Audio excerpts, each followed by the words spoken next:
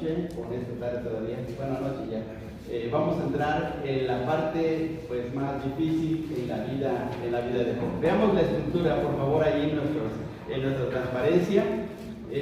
La primera sección del libro, que va de los capítulos 1 al 3, tiene que ver pues con las calamidades, tiene que ver con el problema que se suscita en la vida de Job, que él, siendo un hombre fiel, un hombre entregado a Dios, va a experimentar una situación inusitada, insólita, algo que él no se esperaba, sin embargo va a sufrirlo. Y pareciera como que es contradictoria a nuestra manera de pensar, porque ¿cómo es que sufren los justos? ¿Cómo es que sufren aquellos que aman a Dios? Si aquellos que se están esforzando, aquellos que se están consagrando, aquellos que buscan servir mucho mejor a Dios y les pasan cosas malas. Eso puede ser hasta contradictorio, pero Dios en su plan, en su gracia infinita, Él sabe qué hacer en nuestras propias vidas. A veces nosotros no entendemos las situaciones de prueba, de momentos de desastre, de calamidad, de algún accidente que nos llega a nuestra vida, pero Dios sabe, ya sabe perfectamente, y además esa situación Dios la lleva para bien de nuestras propias vidas. La clave de todo lo que pasa en nuestras vidas y lo que ha sucedido desde los tiempos del Antiguo Testamento hasta nuestros días en la iglesia, en la vida de los creyentes que buscan a Dios, que aman a Dios, que se entregan a Él y en cambio pues están sufriendo, la base de eso es Romanos 8:28. ¿Qué dice Romanos 8:28? Que todas las cosas ayudan a bien. ¿A quiénes? A los que aman a Dios. Y entonces todas las cosas ayudan a bien, porque Dios a veces nos hace pasar por momentos difíciles, pero tiene un propósito. No ocurren al azar las circunstancias que son adversas a nuestras vidas. No ocurren así porque, bueno, me pasó esto y que quién sabe qué va a ocurrir. No, Dios sabe perfectamente, aunque al momento nosotros no lo entendamos, pero Dios después nos lo va a revelar. Entonces, los capítulos del 1 al 3 tienen que ver con la situación de cómo Satanás va a cuestionar a Dios, y a causa de ese cuestionamiento hacia Dios se va a provocar una situación difícil para la vida de Job. Bien, nosotros estamos aquí en donde comienza la prueba, los capítulos 1 y 2, todavía estamos en el capítulo 1, y vamos a ver que en esos dos capítulos encontramos un drama de la vida real, porque aquí vamos a ver que Dios va a permitir a Satanás que actúe en la vida de Job. ¿Sí? Entonces, vamos a ver aquí, Satanás cuestiona a Dios, capítulos 1 al 3, comienza la prueba, capítulos 1 y 2, y en el capítulo 3 está una situación de desahogo de parte de Job, porque él no entiende lo que está pasando. ¿Sí? Vamos ahora aquí y vamos a esta situación. Comienza la prueba y vamos a ver acá que es un drama de 5 actos. Fíjense bien, es un drama de 5 actos, porque tiene que ver con el cielo, tiene que ver con la tierra, tiene que ver otra vez con el cielo, tiene que ver con la tierra, y veamos cómo se va alternando. Los versículos del 1 al 5 del capítulo 1 tienen que ver con la tierra. Aquí encontramos a Job feliz, lo encontramos con su familia, él está gozando de las bendiciones de Dios, es un hombre muy rico, es un hombre prominente, es un hombre reconocido. Dice la Biblia que es más grande que los orientales, es decir, más rico que todos los hombres ricos de ese tiempo. Y eso se debe a que amaba y buscaba a Dios. El capítulo 1, versículo 1 nos da las características de cómo era la vida espiritual de Job. Hay cuatro cualidades que se mencionan en la vida de Job. Dice el versículo 1 que era hombre perfecto, recto, temeroso de Dios y apartado del mal. Entonces, podemos decir, ¿qué le puede pasar a este hombre que ama a Dios? ¿Qué le puede suceder de malo?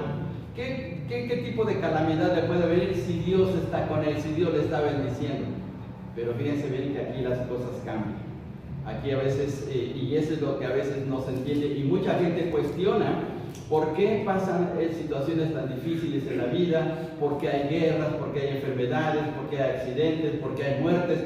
Y la gente se pregunta, y no solamente se pregunta, sino hasta le echa la culpa a Dios. Pero aquí Dios tiene un propósito especial. Bien, entonces en el segundo acto encontramos que es en el cielo y Dios está dialogando con Satanás. Satanás llega a hablar con Dios, y es lo que vimos la semana pasada, y y le hace ver Satanás al Señor que si le está viendo bien a Job es porque Dios lo está bendiciendo, pero si le quita todo, si le quita sus bienes, si le quita las bendiciones, si le quita sus hijos, entonces Job ya no va a seguir al Señor. Bueno, pues así está la trama, así está la situación tan crítica y démonos cuenta que esta situación también nos pasa a nosotros. Nosotros no sabemos qué está pasando allá en el cielo. No sabemos cómo Satanás llega a acusarnos. No sabemos cómo Satanás llega a pedirle permiso a Dios para poder afectar nuestra vida espiritual. Eso no lo sabemos. Nosotros simplemente resentimos las pruebas, las luchas, las situaciones que vienen en nuestras vidas, pero eso está en el cielo. Nosotros no lo vemos, ¿sí? Bien, ahora el tercer acto otra vez vuelve a la tierra y es aquí donde vamos a ver nosotros lo que va a ocurrir en la vida de Job. Los versículos del 13 hasta el versículo 22. Por favor, vamos a leer estos versículos del 13 al 22 para que veamos cómo está la situación en este pasaje, ¿sí? Estamos en Job capítulo 1 y versículos del 13 al 22. Esta es la tercera escena de este drama y tiene que ver ahora en la tierra. Veamos lo que dice el versículo 13. Ustedes siguen en silencio la lectura. Dice: y un día aconteció que sus hijos e hijas comían y bebían vino en casa de su hermano el primogénito. Y vino un mensajero a Job y le dijo: estaban arando los bueyes y las asnas paciendo cerca de ellos. Y acometieron los sabeos y los tomaron, y mataron a los criados a filo de espada. Solamente escapé yo para darte la noticia. Aquí podemos agregarle entre paréntesis la mala noticia. Versículo 14. Aún estaba hablando cuando vino otro que dijo: fuego de Dios cayó del cielo, que quemó las ovejas y a los pastores y los consumió. Solamente escapé yo para darte ¿la qué cosa? La mala noticia. La mala noticia. Todavía estaba hablando y vino otro que dijo: los caldeos hicieron 3 escuadrones y arremetieron contra los camellos y se los llevaron y mataron a los criados a filo de espada. Y solamente escapé yo para darte la mala noticia. Entre tanto que hablaba, vino otro que dijo: tus hijos y tus hijas estaban comiendo y bebiendo y viviendo vino en casa de su hermano primogénito. Y un gran viento vino del lado del desierto y azotó los 4 esquinas de la casa, la cual cayó sobre los jóvenes y murieron. Y solamente escapé yo para darte la noticia. Entonces Job se levantó y rasgó su manto y rasuró su cabeza y se postró en tierra y adoró. Y dijo: desnudo salí del vientre de mi madre, desnudo volveré allá. Jehová Dios, Jehová quitó, sea el nombre de Jehová bendito.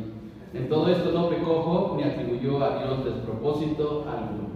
Veamos la situación que ocurrió aquí. En este pasaje, en los versículos del 13 al 22, encontramos 2 situaciones. Primero, las calamidades de Job, los versículos que van desde el 13 hasta el versículo 19, y luego la reacción de Job, los versículos del 20 al 22. ¿Cómo reaccionó Job ante esas 4 malas noticias? Si nos damos cuenta, son 4 malas noticias.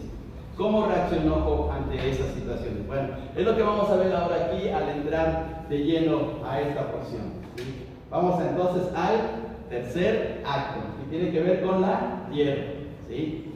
Satanás y Dios estuvieron hablando ya. Se tomó una decisión que vamos a ver aquí y ahora se va a llevar a cabo la situación aquí en la tierra. Bien, ahora veamos este es un texto de transición. Es un texto donde va a unir lo que ocurrió en el cielo con lo que va a ocurrir en la tierra.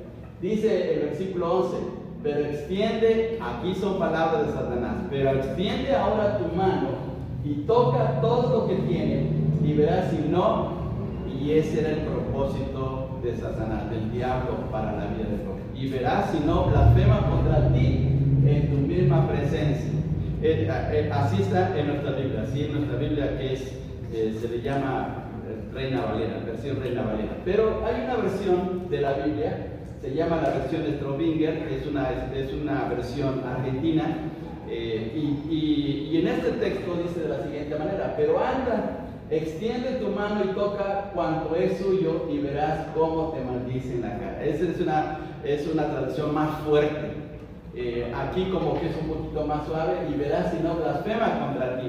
Pero la versión de abajo dice, verás cómo te maldice en la cara. Eso es lo que quiere decir propiamente. No olvidemos que Satanás es cruel, Satanás es despiadado, él no se toca el corazón, ¿sí? Entonces las palabras que aparecen en la versión de abajo son más claras y más directas y más fuertes. Le estaba diciendo a Dios que ese siervo suyo que él tenía solamente estaba porque era convenenciero, voy a usar esa palabra, era convenenciero, solamente adoraba a Dios y le servía y le temía porque le había bendecido. Pero si le quitaba todo, entonces toda esa adoración que tenía Job hacia Dios se iba a acabar. Esa consagración, ese amor que le tenía a Job, se iba a hacer pedazos porque no iba a reaccionar de la manera correcta. Esa era la manera de pensar del diablo, ¿sí?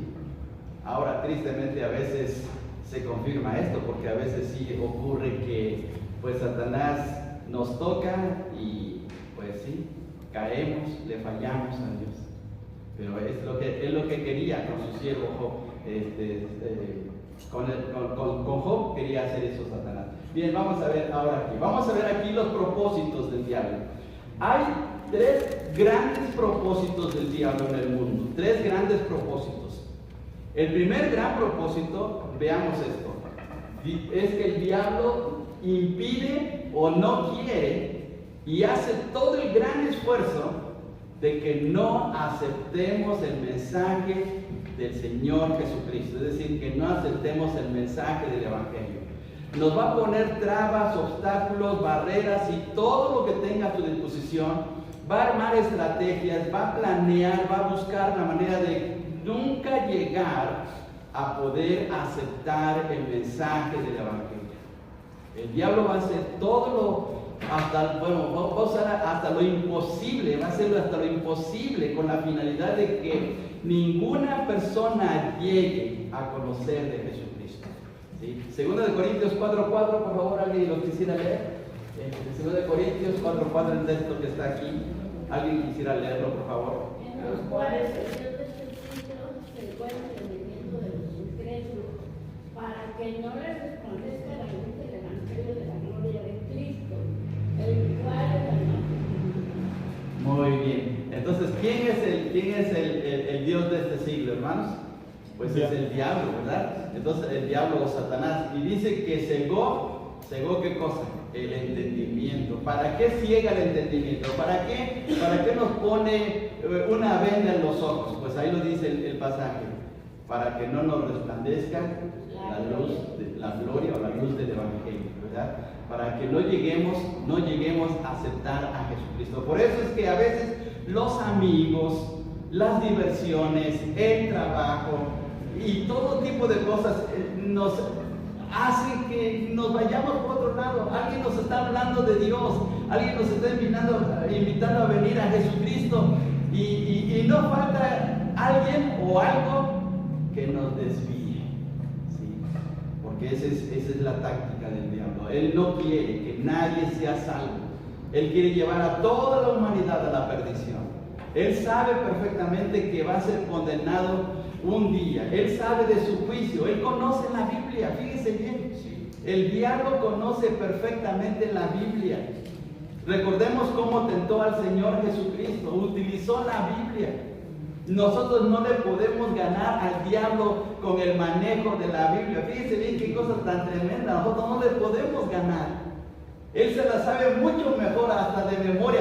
Él no necesita cargar una Biblia en su mano. Él se la sabe.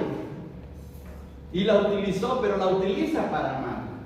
Así es que no podemos ganar. Y de esa manera a veces utiliza hasta versículos con la finalidad de poder llevarnos a nuestra propia condenación, porque él no quiere que nadie se salve. Y él conoce perfectamente el libro de Apocalipsis. Él sabe que va a ir a la condenación eterna, pero no se quiere ir solo. ¿Sí? Él no se quiere ir solo. La mayor cantidad de personas que él lleve para él estaría mucho mejor. ¿Sí? Entonces, fíjese bien qué cosa tan tremenda. Así es que si usted se va a la condenación eterna, usted no acepta a Jesucristo como su Salvador personal, además de que es un trabajo de Satanás haciéndolo en su propia vida, usted también participa, ¿sí? Porque por ahí dice un famoso dicho, un famoso refrán de la gente, que tanto peca, a ver, tanto peca, ¿qué pasa? El que mata la vaca como el que le agarra. Es decir, si usted no acepta a Jesucristo para ser salvo, es cierto, el diablo pone todo su empeño para hacer que usted se pierda, pero usted también decide. Porque usted tiene conciencia, usted tiene la libertad de decidir. Y si usted no acepta a Jesucristo, usted entonces también va igual al mismo lugar del diablo. Fíjense bien qué cosa tan tremenda. Entonces, el gran propósito del diablo es que todas las personas se pierdan. En segundo lugar, deshonrar a Dios y alejarnos de Él. Y es precisamente lo que estaba haciendo en la conversación con el Señor. Vamos a regresar al versículo 11. Dice, pero extiende ahora tu mano y toca lo que tiene y verás si no blasfema contra Dios. ¿Qué quería hacer el diablo en la vida de Job? Que Dios fuera deshonrado, que Dios fuese hecho a un lado. El diablo estaba buscando todas las maneras de desviar a Job del camino correcto. Y de la misma manera como el diablo lo estaba haciendo para la vida de Job y lo estaba planeando, es lo mismo que nos ocurre a nosotros. Porque el diablo de muchas maneras actúa para que no nos acerquemos a Dios. A veces estamos ya dispuestos el día domingo para venirnos a la iglesia, para estar ya en la adoración al Señor, ya tenemos nuestra Biblia, ya tenemos todo listo, ya está todo preparado, ya desayunamos, estamos contentos, pero no falta algo que todo se venga abajo. Alguien se enoja con nosotros, alguien hace un berrinche, alguien empieza a hacer pataletas, caprichos, etc. Y entonces todo se nos viene abajo y empezamos a pelear, empezamos a discutir y si llegamos a venir a la iglesia pero venimos ya todos mal, venimos apesadumbrados, ya no nos sale el culto porque sabemos que tenemos un problema. Fíjense bien, el diablo está haciendo su obra en nosotros. Y a veces no nos percatamos. Por eso es que antes de venir a la casa de nuestro Dios tenemos que orar: Dios, ayúdame, quiero caminar en tu voluntad, protégeme, etc. Ponernos en las manos de Dios. Porque una de las cosas que el diablo quiere hacer, bueno, la segunda cosa que quiere hacer es deshonrar a Dios y alejarnos de Él. El punto número 3, también lo que más quisiera hacer el diablo es apropiarse de la adoración que solamente le corresponde a Dios. Y eso lo vemos en la tentación del diablo con el Señor Jesús. Vayamos a Mateo capítulo 4 y vamos, ahí me falló. Mateo capítulo 4, bueno, le falló a la computadora, hermanos. Mateo capítulo 4 y versículo 9. Alguien quisiera leer, por favor. Mateo capítulo 4 y versículo 9.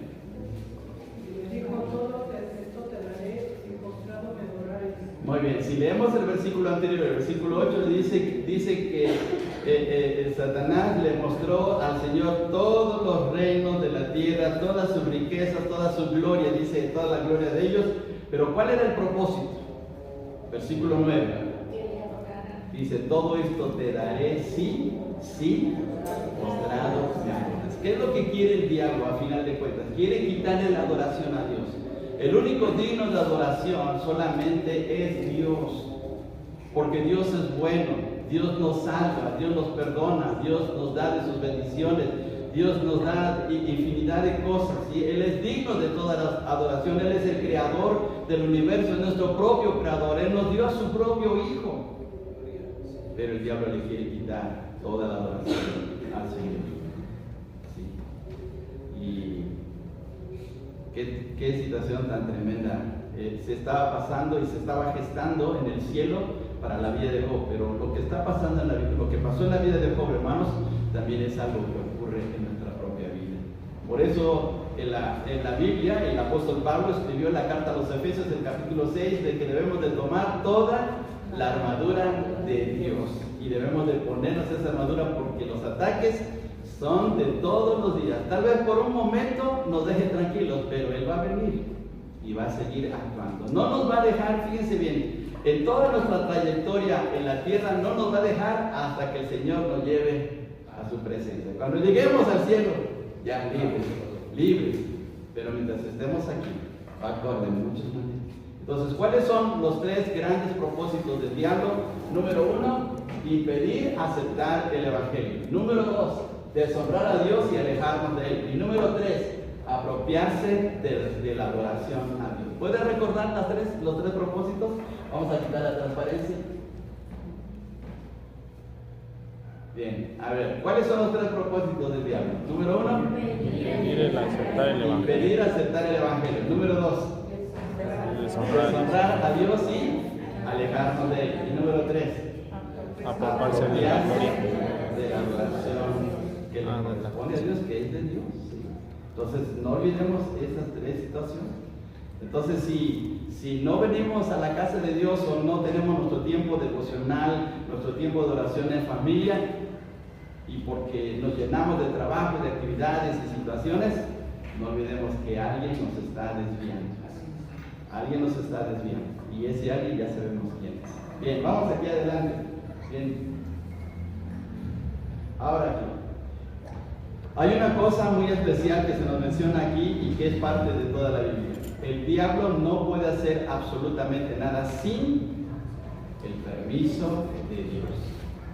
El diablo, para poder tocarnos, para poder hacer algo, para poder atacarnos, para ponernos una prueba, para podernos tentar, necesita forzosamente, escuchen esta palabra, forzosamente necesita del permiso de Dios. Y lo asombroso es que lo tiene. Lo tremendo es que obtiene el permiso de Dios. Que Dios le dice, exactamente, que Dios le dice, sí, está bien. ¿Ve? ¿Tentó al Señor Jesús? Sí. ¿Tentó a Pedro? Claro que sí. ¿Tentó a Job? También. ¿Nos va a tentar a Job? Sí. Y Dios le va a dar permiso. Pero fíjense bien, el diablo no va a poder hacer nada sin el permiso de Dios. Va y le pide permiso al Señor y Dios, en su soberanía, en su sabiduría, pues le concede. Vamos a ver aquí, dijo Jehová a Satanás, he aquí todo lo que tienes está en tu mano, solamente no pongas tu mano sobre él. Dijo Dios al diablo, ¿sí? Ahí está, he aquí, ahí está todo lo que tiene. Entonces le dio el permiso. Satanás podía tocar todo lo que poseía, porque Dios se lo está diciendo. Veamos aquí, todo lo que tiene está en tu mano. ¿Qué es lo que tenía en su mano Job? Tierras, ganado, riquezas, siervos e hijos, inicialmente. Hasta el pasaje que estamos leyendo todavía esto. Todavía nos falta ir al capítulo 2 porque también lo que tenía era salud y tenía un matrimonio. Y es atacado en su matrimonio y es atacado en su salud. Fíjense bien. Entonces, tenía tierras, tenía ganado, tenía riquezas, tenía siervos y tenía hijos. Y en esta situación, Dios le dice, sí, puedes tocar todo lo que tiene. Estas 5 cosas puedes tocarlas. Lo único que no puedes hacer es su vida, porque esa vida me pertenece a mí. Así está diciendo el Señor. Fíjense bien qué cosa tan tremenda. ¿Sí? Entonces, menos la vida de Job. Dice, no pongas tu mano sobre él, no pongas tu mano sobre su vida. ¿Sí? No le quites la vida, no lo mates. Más adelante, lo vamos a ver en el capítulo 2, el diablo coloca una enfermedad, pero no le quita la vida, porque la vida es de Dios. ¿Sí? Bien, vamos a ver una cosa más todavía aquí. Dice Lucas capítulo 22, versículo 31, para que veamos cómo eso también está especificado en el Nuevo Testamento. Dijo también el Señor, Simón, Simón, he aquí Satanás os ha pedido para zarandearos como a trigo. ¿Había pedido permiso para zarandear a Pedro y para zarandear a los discípulos? Sí, ahí está. Sí. ¿Pide permiso para zarandearnos? ¿Para poner? Sí, también. Entonces debemos de decir, sí, hermano, esto que estamos viendo de la palabra del Señor es que para que abramos los ojos bien, porque a veces decimos, bueno, ¿por qué me están pasando este tipo de cosas? Y nos desanimamos y dejamos de venir, ya no leemos la Biblia, ya no oramos, pero no nos damos cuenta que está ocurriendo todo esto. Y le estamos dando lugar al diablo. Miren qué tremendo. Pablo por eso dice ahí en Efesios, no deis lugar al diablo. Porque a veces como que nos ponemos de parte de él. Y entonces de esa manera deshonramos a nuestro Dios. Bien, vamos aquí adelante. Veamos este comentario, por favor. Está sacado de un libro que habla de misiones. El autor se llama Larry D. Page, de Editorial Vida. Y dice este comentario: aun cuando se encuentra bajo la condenación de la derrota final, Satanás todavía actúa en franca rebeldía contra Dios y sus propósitos. Habiendo sido en su origen un ángel de luz, ahora gobierna un reino de tinieblas. Su reino está en continua rebelión contra Dios. O sea, no solamente el diablo, sino también su reino. El reino de las tinieblas, el reino del mundo, está atacándonos. Por eso todo ese tipo de problemas de modas, de formas de hablar del mundo, de situaciones que atraen para alejarnos de las cosas de Dios, los lujos, la fama, todo eso se pone en contra nuestra.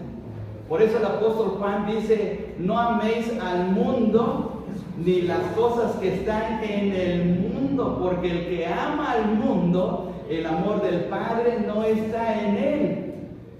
Y a veces uno se va así fácilmente, dice, ¿qué me puede pasar? ¿Qué me va a suceder? Pero nos damos cuenta que el reino del diablo también está actuando, ¿sí? El diablo actúa, pero también su reino, para alejarnos de Dios. Por favor, vayamos hasta 1 de Juan, capítulo 2, para que leamos los versículos que acabamos de mencionar. Vamos hasta 1 de Juan, capítulo 2, por favor. 1 de Juan, capítulo 2, versículos del 15 hasta el 17. Vamos a leerlo todos juntos. Estamos en 1 de Juan. No confunda el Evangelio de Juan con 1 de Juan. 1 de Juan es una carta. Capítulo 2, versículos del 15 al 17. A ver, todos juntos dice así: no améis al mundo ni las cosas que están en el mundo. Si alguno ama al mundo, el amor del Padre no está en él. Porque todo lo que hay en el mundo, los deseos de la carne, los deseos de los ojos y la vanagloria de la vida, no proviene del Padre, sino del mundo. Y el mundo pasa y sus deseos, pero el que hace la voluntad de Dios permanece para siempre. ¿Quién va a permanecer? El que hace la voluntad de Dios. Fíjense bien. Pero ¿qué está haciendo el mundo? ¿No está atrayendo? ¿No el mundo nos jala? ¿No el mundo pone anzuelos para poder desviarnos del camino de Dios? Bueno, aquí lo está diciendo el apóstol Juan. Y entonces, tomando en consideración lo que dice este comentario, dice: habiendo sido en su origen un ángel de luz, es decir, Satanás, ahora gobierna un reino de tinieblas y su reino está en continua rebelión contra Dios. Su reino está en el mundo, ¿sí? Entonces está actuando contra nosotros. Y no faltan, vuelvo a repetir, no faltan amigos, no faltan circunstancias, no falta algo que nos desvíe de las cosas de Dios. A ver, déjame hacerles una pregunta. ¿Qué es más fácil? ¿Venir a la iglesia o irnos al estadio a un partido de fútbol? ¿Qué es más fácil seguir? Pues ir al partido de fútbol, ¿sí? O estar en un trabajo, ¿sí? Hay hermanos que dicen, ¿por qué? Bueno, a veces he tenido la oportunidad de preguntarle a un hermano: hermano, ¿por qué no vino en la mañana? Es que me quedé arreglando mi cama. Ya se desvió. Parece inocente y parece algo muy sencillo. O algún joven: ¿por qué no viniste a la iglesia? Es que me quedé haciendo la tarea, es que tengo examen en la semana. Ahí el diablo se aprovecha. Él busca siempre la manera de cómo alejarnos de Dios. Fíjense bien qué cosas dan. Bien, vamos aquí adelante todavía. Ahora, Satanás tiene mucha experiencia en la manera de cómo atacar. Veamos esto. Satanás hizo caer en la tentación a Adán y Eva, y toda la humanidad se corrompió en el pecado. ¿Eran perfectos Adán y Eva en ese momento? Sí, lo eran. ¿Creen ustedes que amaban a Dios, Adán y Eva? Sí. ¿Estaban haciendo la voluntad de Dios antes de ser tentados? Sí. Porque estaban labrando el jardín del Edén, estaba en armonía todo. Pero llegó Satanás, los tentó, los hizo caer, todo se vino abajo. Por eso estamos así. Por eso es que el mundo está de cabeza, o la humanidad está de cabeza, precisamente por ese serio problema. Ahora, Satanás sabía que todos los hombres tienen debilidades y que tienen naturaleza caída. Claro que sí, lo sabe. Y entonces, en base a esa experiencia, Satanás pensó, Job es un hombre. Job es un hombre. Y si es un hombre, entonces tiene debilidades, le gusta el pecado y va a caer tarde o temprano. Fíjense, porque eso Satanás lo ha visto en millones de personas a través de la historia. Lo ha visto perfectamente. Esa es la experiencia del diablo, ¿sí? Entonces veamos esta frase. Job era un hombre con una naturaleza humana, pecadora, con debilidades y propenso a caer al igual que Adán. Por favor, vayamos hasta Romanos capítulo 5, versículo 12. ¿Alguien quisiera leerlo, por favor? ¿Alguien que sea rápido en el green? 5:12. Romanos 5, 12. Por tanto, como el pecado entró en el mundo por un hombre, y por el pecado la muerte, así la muerte pasó a todos los hombres, por cuanto todos pecaron. Muy bien. Así como la muerte entró por un hombre, ¿sí? Y por la muerte, así como el pecado entró a la muerte y por el pecado pasó a todos los hombres, pues fíjense bien qué cosa tan tremenda, ¿sí? Dice este texto otra vez. Voy a leerlo bien porque creo que estoy diciendo otras cosas. Por tanto, como el pecado entró en el mundo por un hombre, y por el pecado la muerte, así la muerte pasó a todos los hombres. ¿Por qué? Por cuanto todos pecaron. Ahora, ¿Job era pecador o no? Sí, por naturaleza era pecador. Ahora, era un hombre que amaba a Dios, era un hombre consagrado a Dios, pero en su naturaleza era un hombre pecador, como nosotros lo somos. Entonces Satanás sabía esa situación, claro. Ha de haber pensado, Job es un hombre. Y si yo hice caer a Adán y Eva, que eran perfectos, este hombre va a caer también.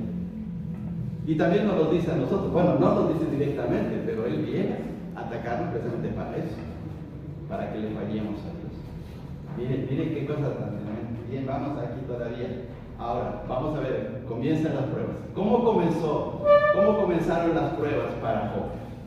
Primero, veamos el diálogo. En estos versículos está el diálogo entre Dios y Satanás. En el capítulo 1, versículos del 8 al 12. Y dice el versículo 12, ahí está la decisión celestial. Salió Satanás de delante de Jehová, porque entonces Dios le dijo: puedes tocar todo lo que tiene, menos su hijo. Menos lo toques a él. Puedes tocar todo lo que quieres. Fue la decisión de Dios. Le dio Dios permiso. Y salió Satanás de delante del Señor y vino directamente a Job. Ahora, ¿qué estaba pasando en ese momento cuando llegan las calamidades para Job por parte del diablo? Veamos, comienza con una fiesta familiar.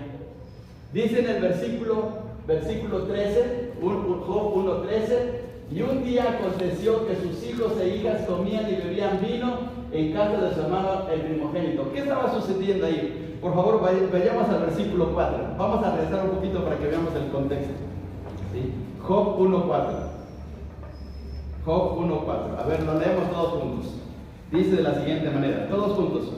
E iban sus hijos e hacían banquetes en sus casas, cada uno en su día, y enviaban a llamar a sus 3 hermanas para que comiesen y bebían con él. ¿Cuándo hacían los banquetes? En su día.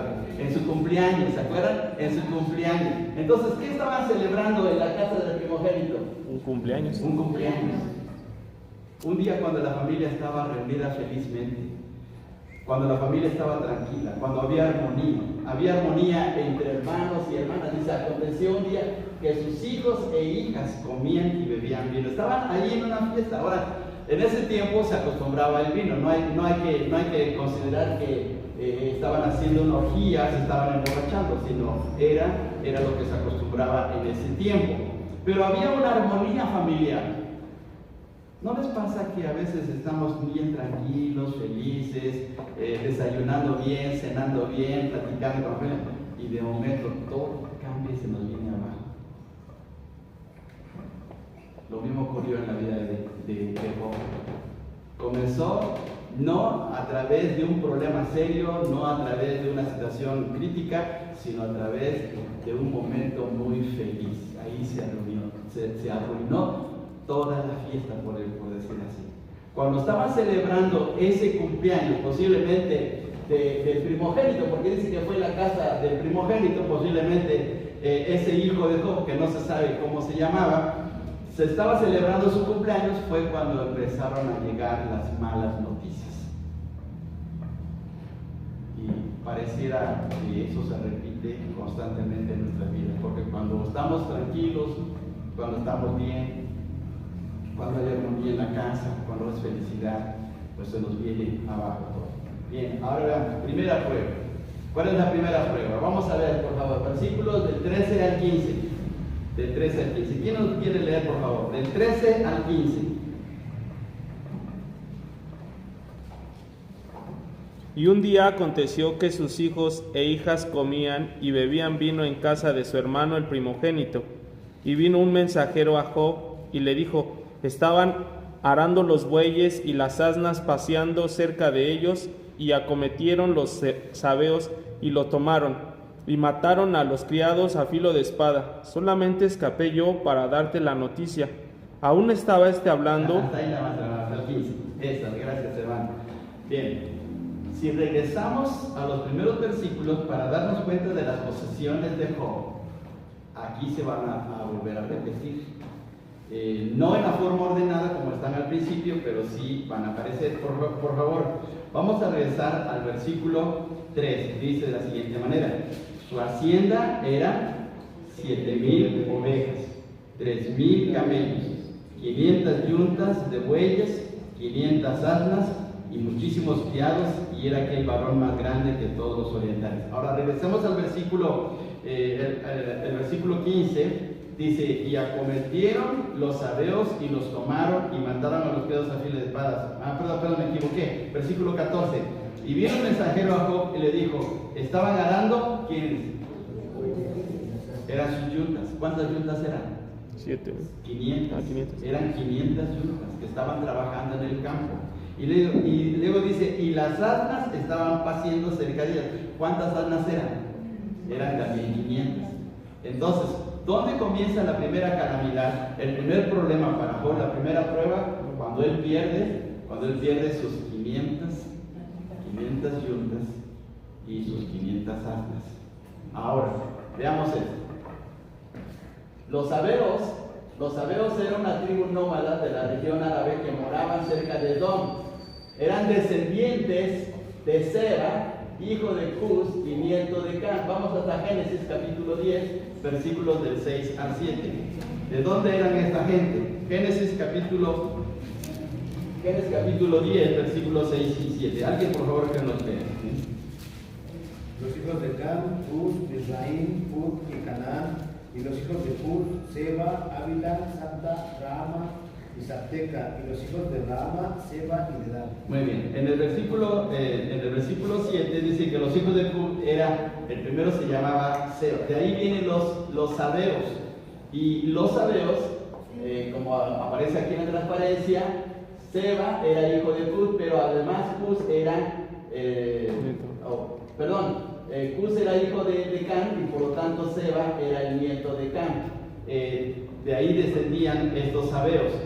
Estos sabeos, como dice la transparencia, era una tribu nómada. Y ellos, los sabeos, robaron a Job sus 500 yuntas, 500 asnas, y mataron a los siervos que cuidaban de sus animales. Ahora, ¿cómo afectaron a Job? Afectaron los campos de cultivo, porque ¿cómo iban a trabajar los campos?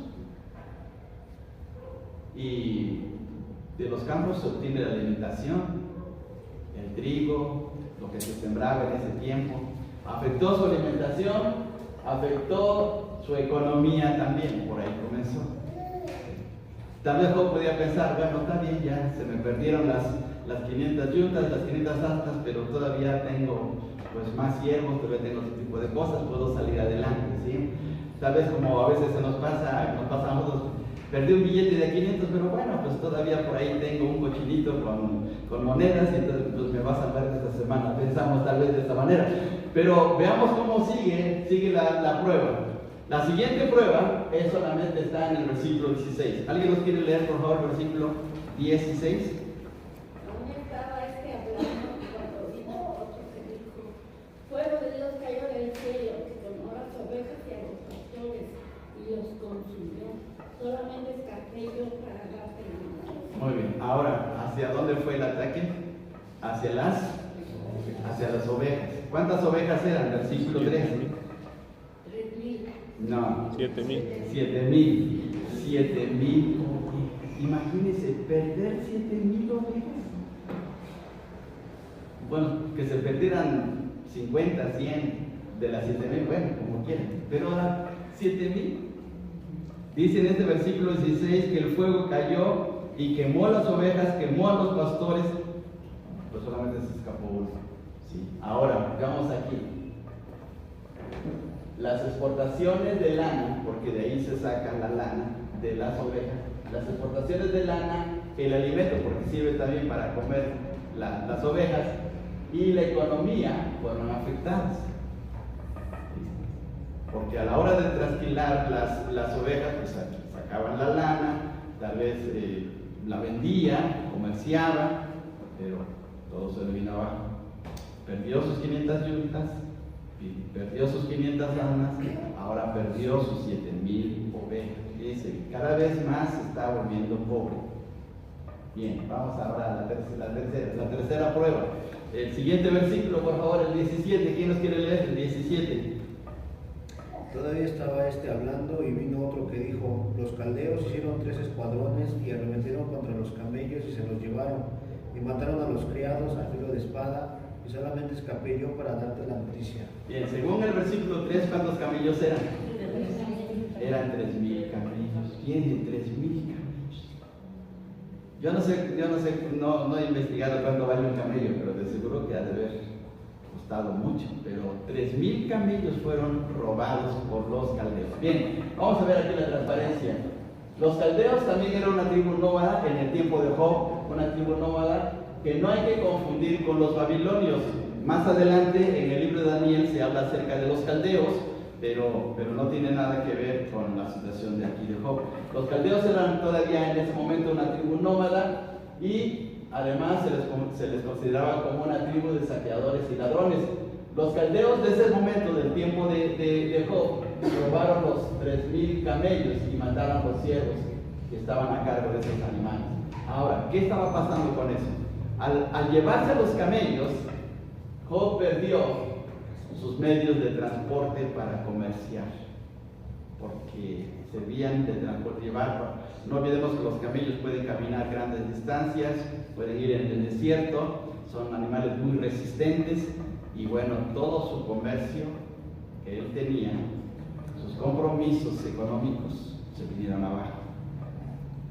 Miren qué tremendo. Entonces, todo lo que tenía con relación a sus animales, a sus ganados, todo se acabó.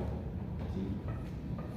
Y ahora vemos la cuarta prueba, que es la más terrible.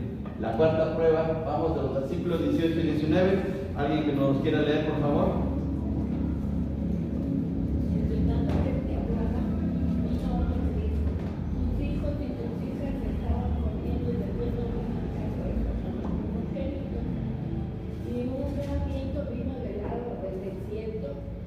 Y azotó las cosas en las casas, la cual cayó sobre los jóvenes y murieron, y solamente escapé yo para darte la noticia. Muy bien, entonces vino un viento muy fuerte, arrasó contra la casa y solamente murió el primogénito y 9 salieron huyendo y se salvaron, ¿verdad? No, bueno, estoy tratando de que reflexionemos sobre la situación. Si hubiera sido un hijo, 2 hijos que perecieron, tal vez hasta 3 hijos, sí hubiese sido de mucho dolor para Job, pero le hubieran quedado hijos y se hubiera consolado con ellos. Pero resulta que todos sus hijos murieron en ese momento. Dice aquí en la transparencia: en Oriente hay un viento muy caliente e insoportable llamado Kadim, así se le llama, pero posiblemente un huracán o un torbellino fue el que destruyó la casa del primogénito de Job, porque estaban en la fiesta. No olvidemos que en el versículo 13 se nos menciona que estaban celebrando el cumpleaños del hijo primogénito. Entonces vino el torbellino, vino el huracán, el fenómeno que ocurrió ahí y tiró la casa, y toda la casa se les vino encima a los hijos de Job. Es decir, a los 7 hijos varones, a las 3 hijas, y ahí destruyó la casa. Los 10 hijos de Job murieron en ese desastre. Fue la noticia más aterradora para Job y el golpe demoledor de Satanás. Si Job hubiera perdido sus 7,000 ovejas, 3,000 camellos, 500 yuntas y sus 500 asnas, y le hubieran dado esa mala noticia, pero tuviera sus hijos, ¿qué piensa que hubiera pasado en la mente de Job, o cómo hubiera reaccionado? Hubiera dicho, bueno, pues de modos, lo perdimos, pero aquí está mi familia, aquí tengo a mi familia, aquí están mis hijos, y vamos a emprender otra vez de nuevo el camino, y vamos a trabajar duro, y vamos a sacar adelante otra vez los compromisos económicos, etcétera, pero ahí están mis hijos, pero no los tengo, los perdió también. Fíjense qué cosa tan tremenda. Entonces Dios le dio permiso al diablo que terminara con la vida de los hijos. Ahora, tal vez para todos podría ser una situación cruel. ¿Cómo es que Dios está actuando de esa manera? Y hay personas que por eso culpan a Dios de los desastres, de las guerras, de las situaciones, pero Dios tiene un propósito. Bien, vamos acá el mayor dolor de Job, el dolor de la pérdida de sus 10 hijos en un solo día, el dolor de la pérdida del primogénito, considerado de gran valor en la época patriarcal, porque el hijo primogénito era el que iba a quedar al frente de la vida de toda la familia, ¿sí? Y número 3, el dolor de no tener descendientes, considerado como una gran bendición. Los descendientes de alguien en el tiempo de los patriarcas era una gran bendición, pero al perder a todos sus hijos y al perder a sus hijas, se quedó sin descendientes. Lo único que le quedaba era su esposa, y ya propiamente decía, ¿y ahora qué vamos a hacer? Miren qué tremendo, ¿sí? En ese día, Job tuvo que comprar 10 ataúdes para enterrar a sus hijos. Dice, qué cosa tan tremenda. Volvemos a repetir, si pudo ser un hijo, 2 hijos, 3 hijos, Job se hubiera consolado, pero en ese día perdió a los 10. Bien, vamos a ver aquí todavía la astucia del diablo. Vemos ahí el trabajo tan tremendo del diablo. En esas cuatro calamidades, en esos 4 desastres que ocurren en la vida de Job, con sus ganados, con sus tierras, con sus hijos, hay 4 cosas que vemos en el diablo. Alternó sus ataques contra Job entre terrorismo y desastres naturales. ¿Por qué terrorismo? Porque llegaron los sabeos y llegaron los caldeos. Fíjense, los alternó.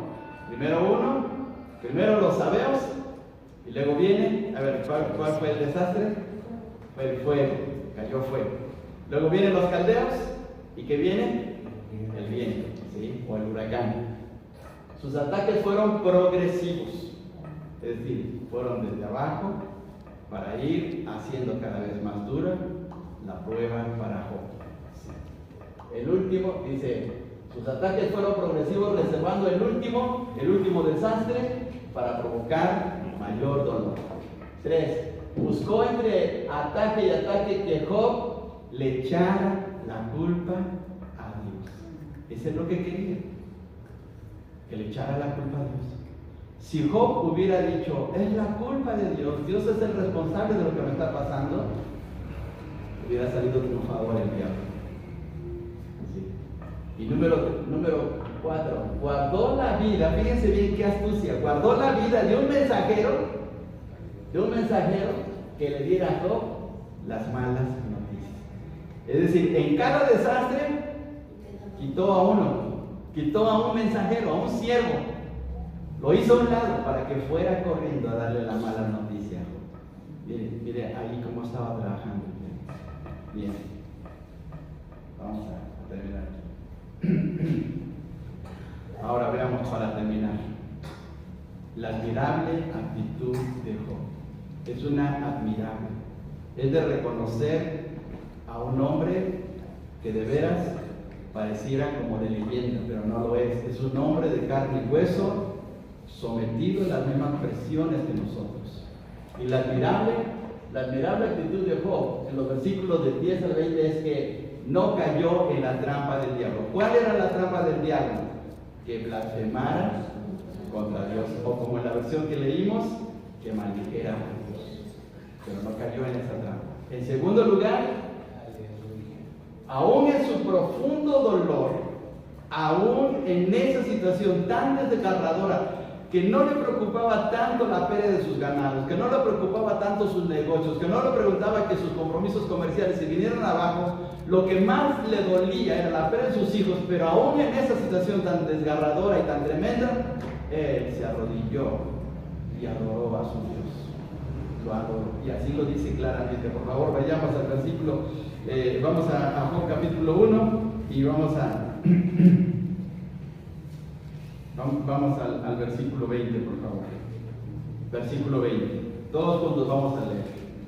Job 1:20 dice de la siguiente manera, todos juntos. Entonces Job se levantó y rasgó su manto y rasuró su cabeza y se postró en tierra y adoró. Le dolía, sí, igual que nosotros. Sufría, claro que sí. Era de carne y hueso. No era un superhéroe, no era uno de los dioses griegos que aparecen ahí. No, era un hombre como nosotros. Estaba sufriendo, estaba sintiendo el dolor de la pérdida de sus hijos.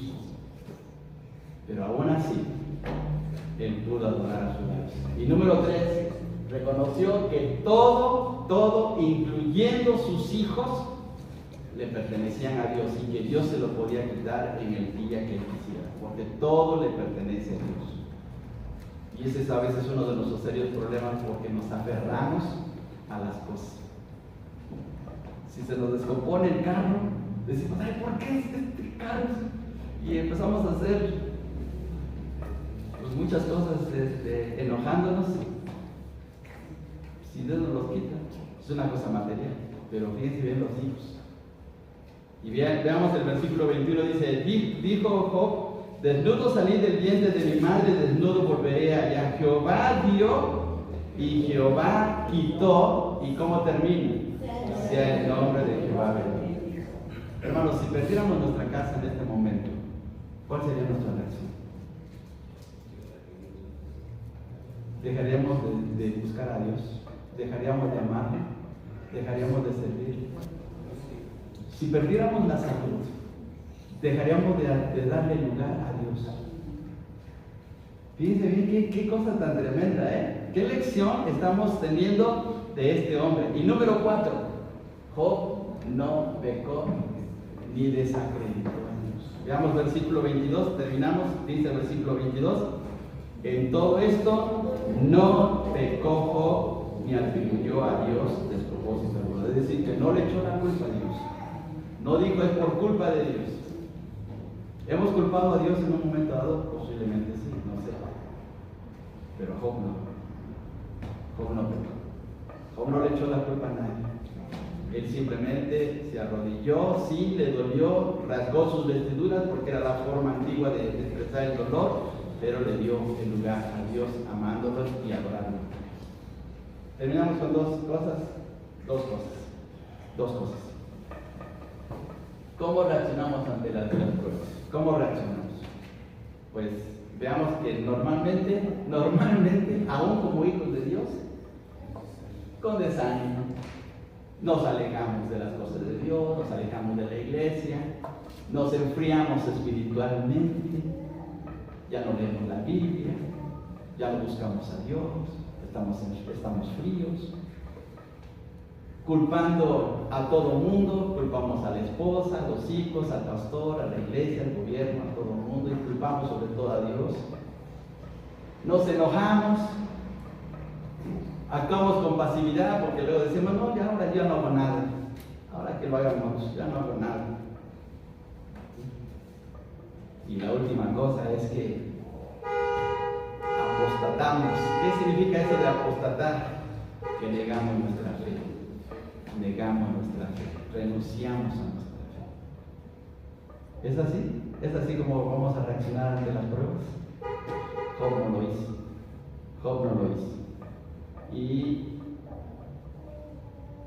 hay una razón que nos puede mantener firmes. Bueno, a ver si se puede ver las letras rojas. ¿Podemos leer el texto, hermano? Sí. Dice de la siguiente manera: porque todo lo que es nacido de Dios vence al mundo, y esta es la victoria que ha vencido al mundo, nuestra fe. ¿Quién es el que vence al mundo sino el que cree que Jesús es el Hijo de Dios? ¿Quién es el que vence al mundo? ¿Quién vence las pruebas? ¿Quién vence los momentos difíciles y adversos? El que cree en el Hijo de Dios, porque la fe que tenemos es una fe que vence al mundo. Mire que tenemos. Terminamos, hermanos. ¿Qué aprendemos?